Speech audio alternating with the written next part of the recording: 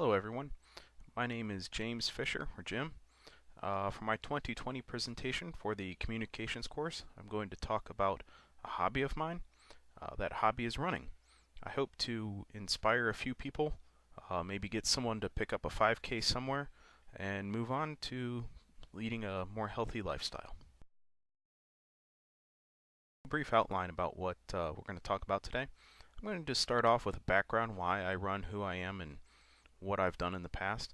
Then we'll move on to marathon training, how someone can get off the couch and actually run a marathon. Then we'll move into equipment that you need, which is obviously pretty basic. We'll move on to some famous races, and I'll talk briefly, real briefly, about the diet.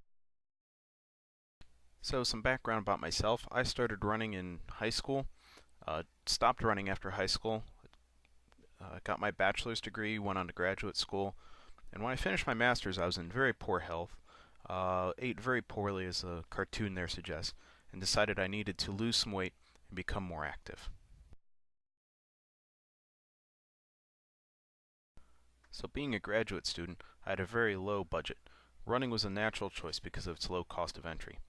But I needed to motivate myself to actually run, so I entered the Chicago Marathon in 2007. I picked the Chicago Marathon because it was in late October. It should have been cooler, but it ended up being 92 degrees. I still finished in 5 hours and 9 minutes.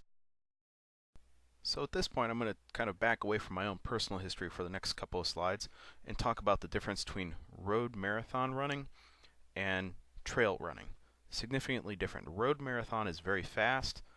You pour everything you have into the race. You finish in very rough condition generally, and the pavement really tends to hurt a lot of folks' joints. Trail running, on the other hand, or ultra-marathoning, is a more casual pace. You focus on going from one aid station to the next. These aid stations are about 5 to 7 miles. So it's kind of like a 5 to 7 mile mini race over and over and over. The goal is to finish just like you started, but in a much more tired state. Dirt tends to be softer on the joints, but there are many more obstacles throughout the...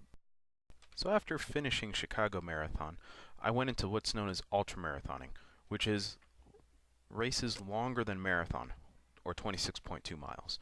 My first one was in 2008. I ran a 50K, and then later that year I ran a 50 miler. 2009 I ran another 50 miler, and I had my first child, which slowed me down to where I only ran one 50K in 2000. After completing a 50 miler, my next goal was 100 miles. So in 2011 I attempted my first one, completed 76 miles, and then dropped out of the race. 2012 I had my second child, and weeks later I actually ran my first 100-mile race. I haven't done that since. After having two children, I've scaled back to only running marathons. At this point I'm going to start talking about marathon training. Typically, a training cycle is about 18 weeks. If it's your first marathon, you may want to spend a few weeks trying to build up to running 2 or 3 miles consistently. One of the most prolific trainers in marathon training is Hal Higdon. I list his site here, and I'd highly suggest going to it. So who is Hal Higdon? He's a very gifted trainer and writer. He's coached many Olympic athletes, wrote 34 books on the sport. He's not a especially gifted runner, although very good. His personal record for a marathon is 2:21. Other folks you may be interested in are Jack Daniels and Greg McMillan. On Hal Higdon's website, you'll find various links to different schedules of running. These schedules correlate to 18-week cycles that I'd mentioned earlier. Also on his website, he will clearly describe how you're supposed to run each run of every day, making it very easy to actually complete the training. So a brief word on ultramarathon training. We use what's called a method of LSD, long, slow, distance. Occasionally we have a speed workout when we have to run from Mother Nature, as I've pictured here.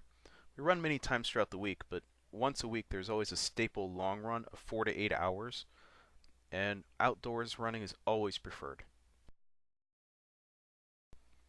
Equipment of running. Shoes are the big ticket item here. If you're thinking about getting into running, I highly suggest going to a running specific store, having them analyze your gait and fit a shoe to your foot so that you can use all the proper science. Socks, the right socks can help prevent blisters. Very important. Will make your run much more enjoyable. Shorts and shirts. These are very important pieces, as if you wear cotton, you can easily chafe and create a lot of discomfort. I highly suggest buying a wicking material. If you run any races, they'll generally give you a shirt as part of the race. I've built a large collection of shirts through this method. So there's a lot of other equipment involved with running. The important thing to remember is that all of this is kind of auxiliary equipment. You don't really have to have this stuff to enjoy the sport and enjoy running. The only thing I would say is somewhat required for marathoning would be the nutrition. The rest is kind of as needed.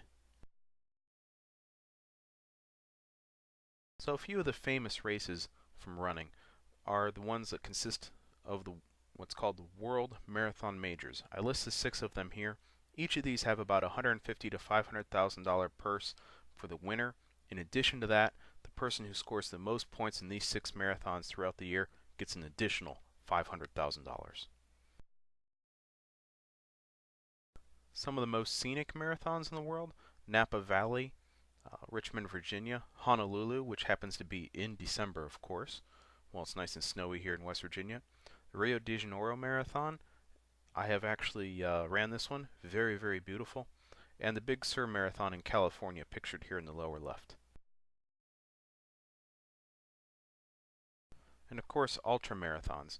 Some of the best ones out there: Hard Rock 100 is a 100-mile race considered to be one of the hardest in the world. Badwater 135 is through Death Valley. Temperatures frequently reach above 120 degrees there. And the Barkley 100, which in its 30 years has had a total of 14 finishers. Diet. First of all, everyone's different, but personally, when I'm training for a marathon, I have to watch my weight very carefully because the extra weight will slow me down and significantly hurt my joints. On the other hand, when I'm doing ultras, I'm usually trying to eat in the neighborhood of 4,000 to 5,000 calories a day, and I pretty much eat everything I can. A few final comments on my last slide. Running for me is a mental relief. It's a point where I go out and I can relax. I can be by myself, no phones, no technology, do what I need to. Try and have fun with it. My best memories of running are rarely my best performance, generally some of my worst performances, but I have the most fun.